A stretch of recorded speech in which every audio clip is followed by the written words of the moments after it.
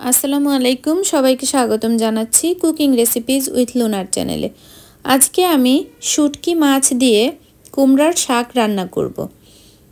শুটকি মাছ আমি ছোট টুকরো করে কেটে নিয়েছি। আমি এখানে ছুরি শুটকি নিয়েছি। এখন এই শুটকিটা আমি টেলে নিচ্ছি। এটা একটু টেলে নিলে আর এই শুটকির যে একটা গন্ধ থাকে ওরকম গন্ধ থাকে না। এখন আমি চুলা থেকে তুলে নিচ্ছি। আর এই গরম থাকা অবস্থায় এই শুটকিটা আমি খুব ভালো করে পানি দিয়ে ধুয়ে নিচ্ছি।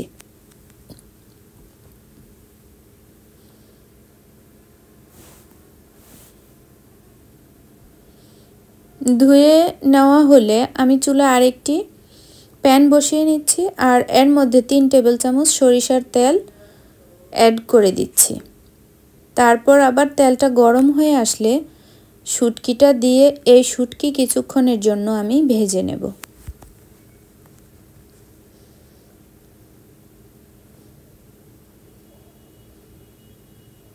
নেড়েচেড়ে একটু ভেজে নিচ্ছি, তাহলে এই শুটকিটা খেতে খুবই ভালো লাগে। এখন অ্যাড করে দিচ্ছি রসুন কুচি। আমি এখানে 3টি বড় সাইজের রসুন নিয়েছি আর একটু মোটা করে কেটে নিয়েছি।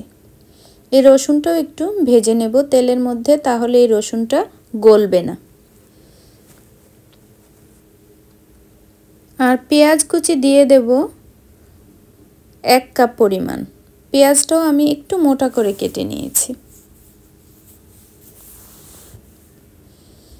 এই সব কিছু একটু ভেজে নিতে হবে।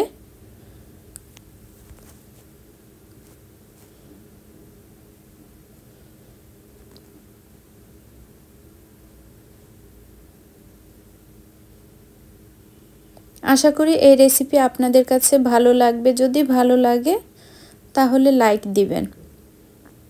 তারপর আমি এর সাথে অ্যাড করছি একটি বড় সাইজের আলু। আমি আলুটা এভাবে কেটে নিয়েছি। এখন আবার এই আলুটাও একটু নেড়েচেড়ে কষিয়ে নেব। তারপর অ্যাড করে দিচ্ছি স্বাদমতো লবণ, মরিচ গুঁড়া 1 চা চামচ, হলুদ গুঁড়া 1 চা চামচ। তারপর সব কিছু খুব ভালো করে মিশিয়ে নিচ্ছি।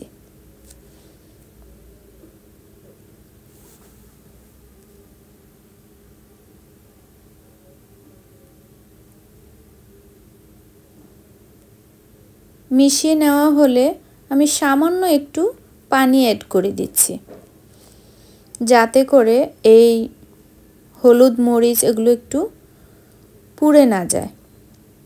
তারপর ঢাকনা দিয়ে কিছুক্ষণের জন্য কষিয়ে নিচ্ছি। ঢাকনা সরিয়ে কিছুক্ষণ পর পর একটু নেড়েচেড়ে দিতে হবে, যাতে করে এটা পুড়ে না যায়।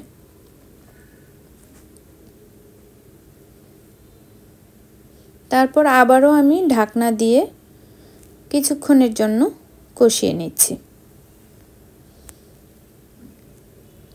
একটু কষানো হয়ে আসলে অ্যাড করে দিচ্ছি কুমড়ার শাক। কুমড়ার শাক আমি খুব সুন্দর করে কেটে বেছে ধুয়ে পানি ঝরিয়ে নিয়েছি। এখন আমি অ্যাড করে দিচ্ছি।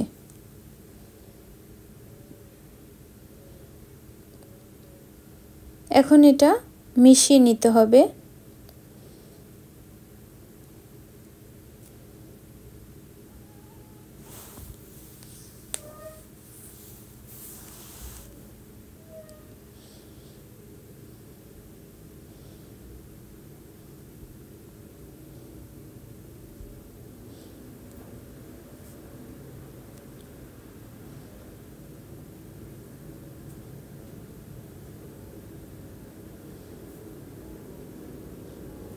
মেশানো হলে আমি ঢাকনা দিয়ে আবারও কিছুক্ষণ রান্না করব।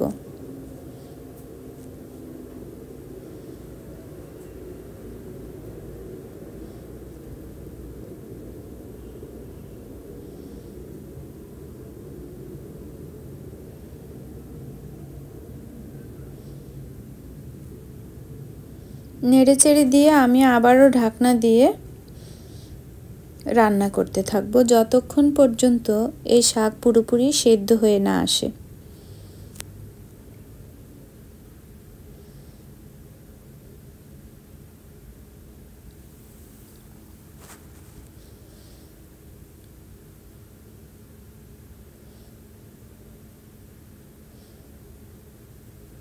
এটা সিদ্ধ হওয়া পর্যন্ত এভাবে ঢাকনা দিয়ে এটাকে রান্না করে নিতে হবে।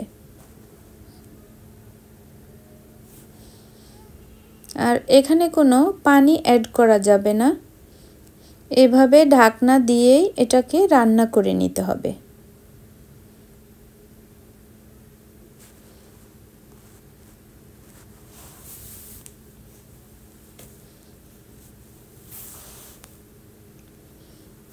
যতক্ষণ না এটা সিদ্ধ হবে ততক্ষণ আমি এই ঢাকনা দিয়েই রান্না করে নেব।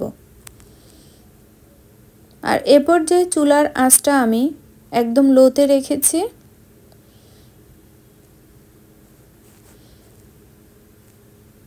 তারপর অ্যাড করে দিচ্ছি কিছু কাঁচামরিচ। কাঁচামরিচটা আমি মাঝখান দিয়ে একটু ভেঙে দিয়েছি যাতে করে ঝালটা বেরিয়ে আসে। পুরোপুরি শাকটা সেদ্ধ হয়ে এসেছে। এখন কিছু ধনেপাতা দিয়ে আমি এটা চুলা থেকে নামিয়ে নেব। ধনেপাতাটা আবার একটু মিশিয়ে নিচ্ছি।